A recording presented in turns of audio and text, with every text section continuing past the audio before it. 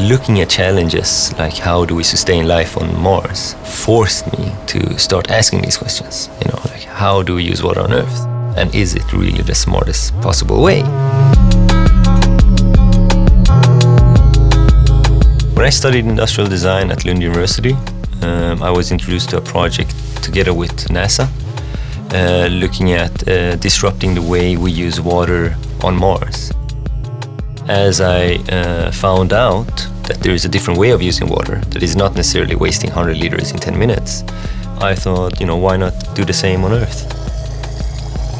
It all ended up in an idea of bringing forward a technology that purifies and reuses water in a closed-loop system at home.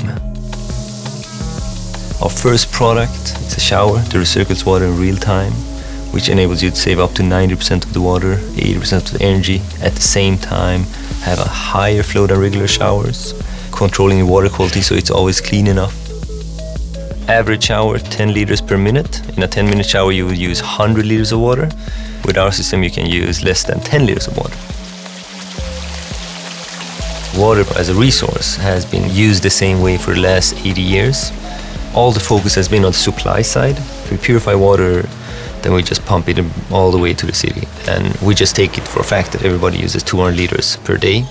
And the mere fact that we flush toilets with drinking water, super bizarre. And we don't really reflect on the wastes here. In the future, I think that instead of having a linear water usage that we have today, I think we will have a system where we bring out water from the ground and send it to the homes. We, within the home, have a smarter water system.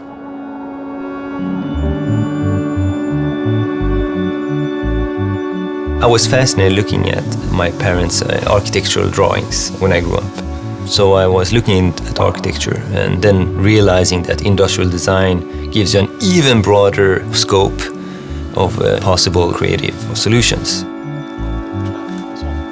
Being in a creative industry, you pretty quickly have to be okay with failing and not taking it personal. Pitching ideas, for example, for NASA, you're much more creative than most of the people knowing about all the problems. But on the other hand, you have to be okay with getting rejected in terms of obviously something doesn't work in microgravity. It's more of being a naive optimist, and not necessarily informed enough on what works and what doesn't work. So I founded this company when I was still living in my student apartment. Fast forwarding until today, it's gone 7 years.